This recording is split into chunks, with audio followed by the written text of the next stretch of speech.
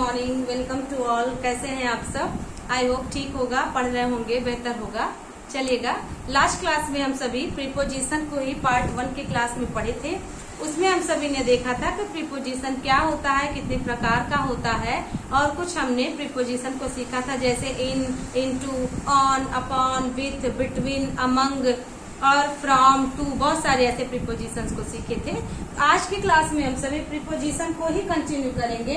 आज की class part 2 होगी, तो उसमें हम सभी सीखेंगे कब प्रीपोजिशन का यूज करना है, कब प्रीपोजिशन का यूज नहीं करना है, और कौन कौन से ऐसे वर्ड्स हैं जिनके साथ एक पर्टिकुलर प्रीपोजिशन ही फॉलो किया जाता है। तो चलिएगा, स्टार्ट करते हैं हम सभी।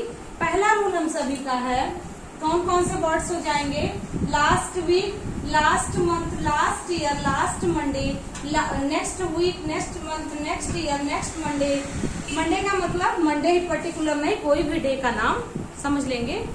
या every morning, every night, every evening, every week, this morning, this afternoon, this summer, this winter, this evening, ऐसे कुछ भी एक्सप्रेशन दिए हो सेंटेंस में, इन सभी के साथ एट, ऑन, इन, या हम कह सकते हैं किसी भी प्रीपोजिशन का प्रयोग नहीं किया जाता। अब आपके दिमाग में चल रहा होगा in next month, in the next month तो हमने देखा है, इन द लास्ट नाइट, तो जब द लग जाए तो लगेगा इन द नेक्स्ट मंथ।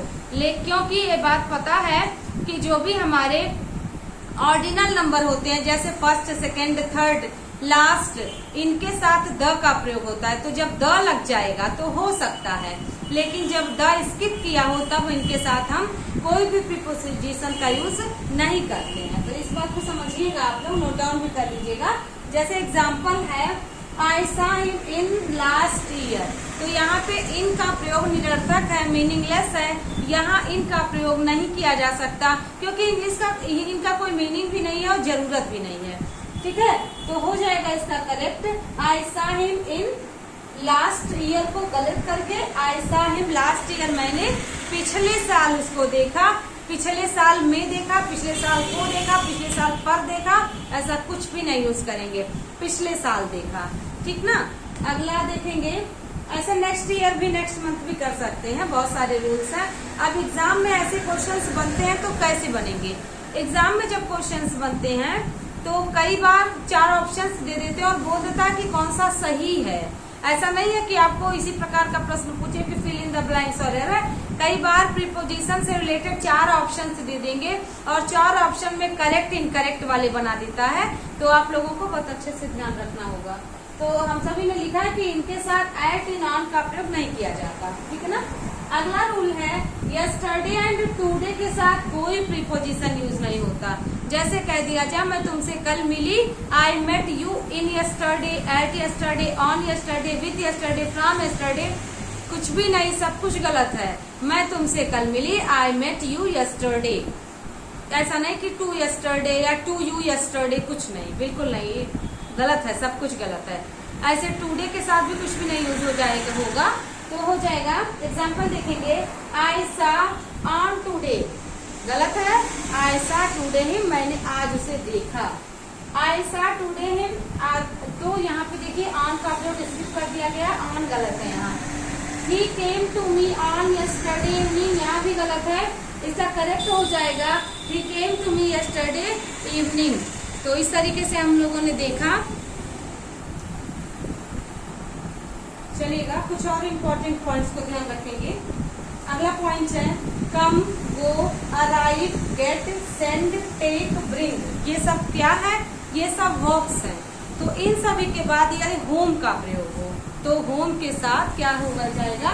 वैसे तो होम के साथ हम सभी देखे हैं एट लगता है, लेकिन यदि क्या हो, कम हो, सेंड हो, गो हो, अराइव हो, गेट हो, टेक हो, ब्रिंग हो, इनके साथ यदि होम लगा है, हाउस नहीं होम, यदि होम लगा है तो क्या हो जाएगा? इनके साथ कोई भी प्रीपोजिशन यूज नहीं होगा, अदरवाइज एट का प्रयोग होम के साथ लगता है। ठीक है, तो क्या है, इनके साथ कोई प्रीपोजिशन नहीं लगेगा। अराइव के साथ एट लगेगा, लेकिन कब? जब होम का प्रयोग नहीं होगा। ठीक है, तो ध्यान देंगे। I am going to home, गलत है, देखिएगा होम लगा है। हाउस होता, रेजिडेंस होता तो लग सकता था, लेकिन होम है, आई एम गोइंग होम, ये करेक्ट हो जाएगा, टू प्रीपोजिशन कुछ भी यहाँ नहीं लगेगा। He sends to his parcel, तो he sends his parcel correct है, टू हिज पार्सल इनकरेक्ट है। आगे का रूल है ask, enter, discuss, reach, attack, describe, answer, approach और रिजेंबल तथा क्लाइंब कौन कौन से वर्ब्स हैं, क्या है हम सभी का, ask, enter, discuss, reach, attack, describe, answer, approach, resemble और क्लाइंब मीन्स होता है चढ़ना। ऐसे वर्ब्स के बाद क्या हो जाएगा, यदि कोई भी वर्ड आए तो उसके साथ कोई भी प्रीपोजिशन का प्रयोग नहीं किया जाता। प्रीपोजिशन का प्रयोग नहीं होता, ये भी इम्पोर्टेंट पॉइंट है। प्रीपोजिशन कहाँ कहाँ लगता है ये तो इम्पोर्टेंट है, लेकिन कहाँ प्रीपोजिशन नहीं लगता ये भी बहुत इम्पोर्टेंट पॉइंट है। अदरवाइज यदि रिजेंबल के साथ टू लग जाए, एज लग जाए तो सब कुछ गलत हो जाएगा। तो ये ऐसे वर्ब्स हैं जिनके साथ कोई भी प्रीपोजिशन नहीं लगता। कब लग सकता है, जब ये फ्रेजल वर्ब बने। जैसे कहते हैं कि I asked you for it, मतलब मैंने तुमसे ये मांगा। आस्क फॉर मीन्स होता है मांगना, आस्क के साथ फॉर लगेगा, लेकिन जब फ्रेजल वर्ब की तरह यूज होगा तब। इनके साथ यदि तुरंत प्रीपोजिशन की आवश्यकता हो तो प्रीपोजिशन का यूज हम नहीं कर सकते, ठीक ना। तो देखेंगे दे इंटर्ड इनटू द हॉल, गलत है, इंटर्ड द हॉल होगा। और ये कई बार एग्जाम में पूछा गया है। जब जैसा कि आप सभी पढ़े हैं कि इंटर के साथ इनटू या मोशन हो तो इनटू लगता है, लेकिन जब इंटर वर्ड के साथ मोशन की बात हो तो यहाँ पे इनटू का प्रयोग गलत हो जाएगा।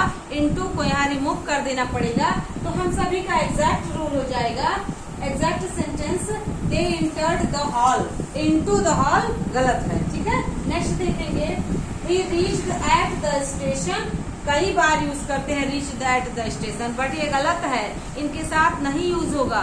अराइव होता तो एट लग सकता था, लेकिन यहाँ पे हम सभी को ध्यान रखना है कि यहाँ पर हम सभी को एट का प्रयोग नहीं करना है, स्किप कर देना है। आगे देखिए तुम पर हमला हुआ, अटैक तो वर्ड यूज करते हैं और हिंदी में पर भी यूज करते हैं, लेकिन इंग्लिश में अटैक के साथ कोई प्रीपोजिशन यूज नहीं करते। The army attacked on the town, यहाँ पर हो जाएगा the army attacked the town on the town, गलत हो जाएगा। तो क्या ध्यान रखना है, आस्क हो गया, इंटर हो गया, अटैक हो गया, रिजेंबल हो गया, क्लाइंब हो गया, डिस्क्राइब हो गया, इन सभी वर्ब के साथ कोई भी प्रीपोजिशन का यूज नहीं कर सकते। बहुत ही इजी और इम्पोर्टेंट है। He described about the incident, कहते हैं ना इस इंसिडेंट के बारे में वर्णन किया, कहानी को वर्णन किया। डिस्क्राइब मीन्स होता है वर्णन करना। तो डिस्क्राइब के साथ एट, ऑन, अपॉन सब कुछ गलत है। डिस्क्राइब के साथ नो प्रीपोजिशन, तो डिस्क्राइब्ड अबाउट द इंसिडेंट गलत हो जाएगा। फिर डिस्क्राइब्ड द इंसिडेंट करेक्ट है, ठीक है। डिस्क्राइब मी दैट स्टोरी, तो अबाउट दैट स्टोरी ऐसे नहीं करेंगे। तो ये सभी पॉइंट बहुत ही इम्पोर्टेंट है, समझिएगा कहाँ प्रीपोजिशन यूज होता है, कहाँ प्रीपोजिशन यूज नहीं होता है। लेकिन जब किसी चीज में पार्टिसिपेट करने की बात करें तो इंटर के साथ इनटू का प्रयोग हो सकता है। जैसे मैंने किसी चीज में पार्टिसिपेट किया तो आई इंटर्ड इनटू, है ना, इस तरीके से लग सकता है इन ड्रामा कंपनी या into drama company. Drama company में प्रवेश नहीं किया, ड्रामा कंपनी में पार्टिसिपेट किया, ऐसे सेंस में इंटर के साथ इनटू लग सकता है। अदरवाइज प्रवेश का सेंस जब निकलेगा तो इंटर के साथ इनटू प्रयोग नहीं होगा। तो आई होप आप इसको समझे होंगे, स्क्रीनशॉट ले लीजिएगा एक बार। कुछ और रूल हम लोग पढ़ेंगे। अब क्या पॉइंट है, कुछ वर्ब्स होते हैं जिनके बाद क्या हो जाएगा, टू का ही प्रयोग होगा। कह रहा है यदि इन वर्ब्स के साथ किसी पर्सन को एड्रेस किया जाए, जब किसी पर्सन को एड्रेस करते हैं तो कुछ वर्ब्स हैं जिनके साथ टू का प्रयोग होता है। वो वर्ब्स कौन कौन से हैं, go, come, write, listen, speak, reply, talk और कंप्लेन तथा एक्सप्लेन और से, ये वर्ब्स हैं। इनके साथ यदि किसी पर्सन को एड्रेस किया जाएगा तो टू का प्रयोग किया जाएगा और कोई प्रीपोजिशन का प्रयोग नहीं किया जा सकता। Let's see examples. We go to Mohan every day, यहाँ पे देखिए we go to Mohan every day, तो यहाँ पे मोहन को एड्रेस किया गया है, इसलिए ये सेंटेंस करेक्ट है, टू का प्रयोग गो के साथ। She writes to me every month, तो यहाँ पे भी ये करेक्ट है, पर्सन को एड्रेस किया गया, she writes to me every month, ये भी करेक्ट है। आगे देखेंगे, they listen to me patiently, मतलब धैर्य के साथ उसने मुझे सुना। पर्सन को एड्रेस किया गया है, मी लिसन के साथ टू यहाँ करेक्ट है।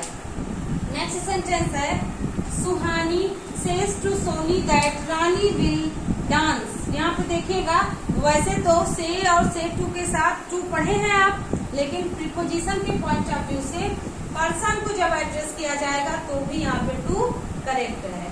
Next example, may I speak या मे आई टॉक या may I complain to the manager. Complain to, complain against भी लगता है, लेकिन कब लगता है, जब किसी के खिलाफ कार्यवाही की बात करें, खिलाफ कंप्लेन की बात करें, तो कंप्लेन के साथ अगेंस्ट लगता है, ठीक है। लेकिन यहाँ पे टू लगेगा क्योंकि पर्सन को एड्रेस किया गया है, तो इस पॉइंट को यहाँ पे समझना अनिवार्य है।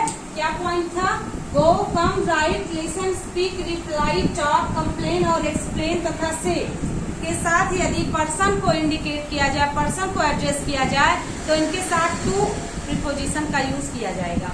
आगे पॉइंट है, लेकिन tell, order, invite, request, complain तथा अलाउ के बाद सीधे टू का नहीं प्रयोग किया जाएगा, ऑब्जेक्ट के बाद टू का प्रयोग किया जाएगा। क्या समझ में आ रहा है, go, come, write, listen, speak, reply, talk, complain, explain और से के साथ तुरंत टू का यूज होगा।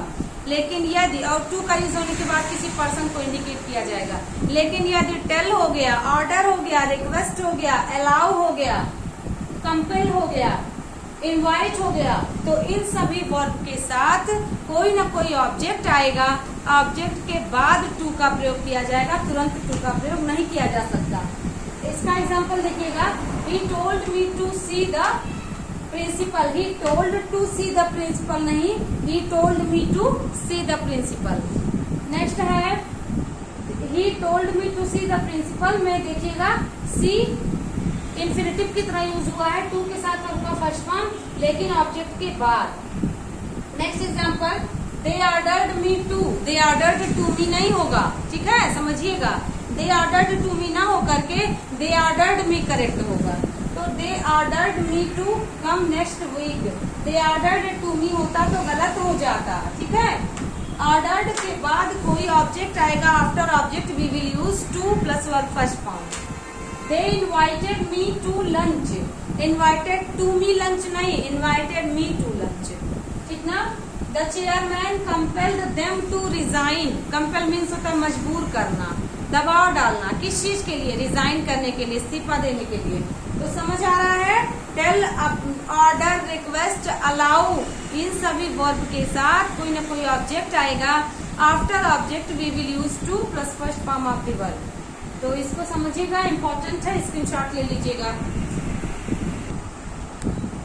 कुछ फिक्स प्रीपोजिशन को देखेंगे, कुछ वर्ब्स हैं जिनके साथ फिक्स प्रीपोजिशन फॉलो होता है, उनको कभी भी स्किप नहीं किया जा सकता किसी भी कंडीशन में। तो कौन कौन से वर्ब्स हैं, अब्सटेन के साथ फ्रॉम, प्रोहिबिट के साथ फ्रॉम, डिस्क्वालिफाइड के साथ फ्रॉम, प्रिवेंट के साथ फ्रॉम, रिफ्रेन के साथ फ्रॉम, स्टॉप के साथ फ्रॉम। इन फ्रॉम के साथ जब कोई प्रीपोजिशन यूज करेंगे तो आईएनजी लगेगा, यदि कोई वर्ब आ रहा है तो वर्ब का आईएनजी फॉर्म यूज होगा। तो क्या हो जाएगा, abstain from, prohibit from, disqualified from, prevent from, refrain from, stop from. इनके साथ, इन सभी के साथ किसका यूज होता है, फ्रॉम का यूज हो सकता है। इसको जल्दी से याद कर लीजिए क्योंकि बार बार एग्जाम में पूछे गए हैं। कॉन्फिडेंट के साथ ऑफ लगेगा, डिजायरस के साथ ऑफ लगेगा, होपफुल के साथ ऑफ लगेगा, प्राउड के साथ ऑफ लगेगा, रिपेंट के साथ ऑफ लगेगा, फॉन्ड के साथ ऑफ लगेगा, थिंक के साथ ऑफ लगेगा, टायर्ड के साथ ऑफ लगेगा।